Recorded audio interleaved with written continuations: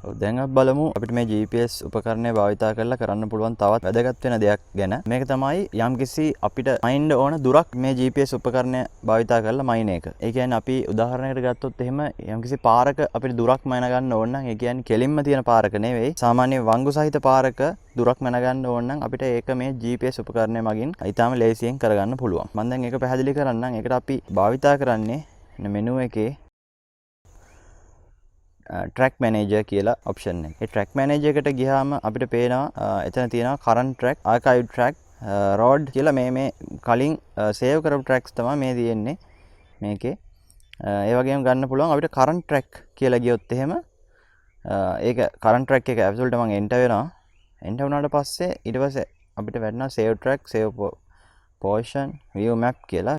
ඒ වගේම elevation plot, set color, clear current track කියලා මේකේ options අපිට ගොඩක් සඳහන් වෙනවා. අපි දැන් මේ ස්ථානයේ ඉඳලා ඒ කියන්නේ මම මේ ඉන්න තැන ඉඳලා අපි සාමාන්‍යයෙන් ගමු සාමාන්‍ය දුර ස්ථානයක අපිට දුරමයින්න ඕන නම් අපි කරන්න ඕනේ මුලින්ම මේ GPS receiver එක අතට අරගෙන අපි කරන්න ඕනේ මුලින්ම මේ GPS receiver එක automatically save වෙන current track එක clear කරගන්න ඕනේ. ඒක කරන්නේ අපි current track එකට මෙන්න මේ විදිහට enter වෙලා මේකේ යටම තියෙනවා clear current track කියලා. අන්නේ clear current track එක enter කරාම මෙන්න මේ විදිහට අහනවා මේ track එක අපිට close කරන්න කියලා. කියන්නේ delete කරලා දාන්න කියලා. ඒක enter කරලා yes කරාම අපිට මෙතන ඉඳන් අපිට මයින්ඩ් වන අදාළ පාරේ හරි ඒ දුරේ හරි අපිට මේ GPS receiver එක මේ අවස්ථාව මේ විදිහට ඒ කියන්නේ මේ menu එකේ තියාගෙන හරි කොහොම හරි මේ GPS receiver එක on එකේ තියාගෙන අපි මේ පාරේ හරියට ගමන් කරන්න ඕනේ අපිට මැන ගන්න ඕන දුර. මෙන්න මේ විදිහට. පේනවා දැන් මම එකම පැත්තකට නෙවෙයි ගියේ හැරි යනවා. ඒ විදිහට අපිට ඕනම විදිහකට මේක ඒ කියන්නේ මේ ට්‍රැක් එක අපිට රෙකෝඩ් කරගන්න පුළුවන් මේ විදිහට. ඔව් දැන් මම යම්කිසි දුරක් ආවා මුලින්ම current track එක clear කරපු තැන ඉඳලා අපි ඊළඟට කරන්න ඕනේ මෙන්න මේ current track එකට enter වෙන්න ඕනේ. enter වුණාට පස්සේ එතන තියෙනවා view map කියලා. view map එකටත් enter වෙලා බලන්න.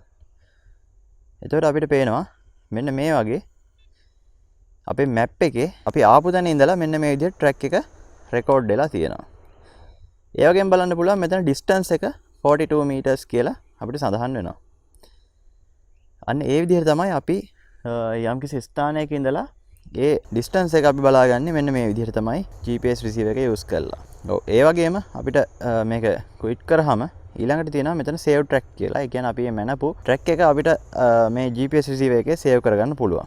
මේ විදිහට මම save track කරනවා. මේ විදිහට ඒ කියන්නේ නමක් enter කරන්න පුළුවන්. මම මේක දැනට නමක් දාන්නම් S කියලා. S1 මම කියලා මම දාලා save කරනවා. එතකොට current track saved as S1 කියලා.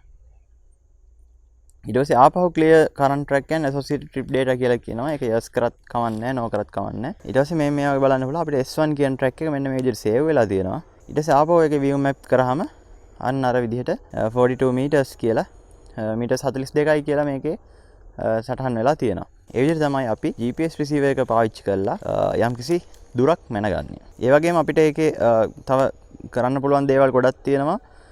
මේ elevation plot එක කියන්නේ අපි පටන් ගත්ත තැන ඉඳලා ඉවර කරපු තැනට elevation එක වෙනස් වුණේ කොහොමද කියන එක තමයි මේකෙන් පෙන්වුම් කරන්නේ. ඒක අපි මේ ගොඩක් පොඩි දුරක් ඇවිදපු නිසා ඒක ලොකු වෙනසක් පෙන්වන්නේ නැහැ. ඒ වගේම අපිට set color කියන එකෙන් මෙන්න මේ අපේ track එකේ පාට මාරු කරගන්න පුළුවන්. ඒ වගේම නම් වෙනස් කරන්න copy reversed කියන එකෙන් අපි track එක අගේ ඉඳන් මුලට ආපහු save කරන්න පුළුවන්. ඒ වගේම delete කරන්න, ඒ වගේම archive කරන්න අපිට මේකේ options ලබා දීලා තියෙනවා. ඔව් ඒ විදිහට තමයි අපි GPS receiver එක use කරලා track එකක් ඒ කියන්නේ යම්කිසි දුරක් අපි මැනගන්නේ GPS receiver එක use කරලා.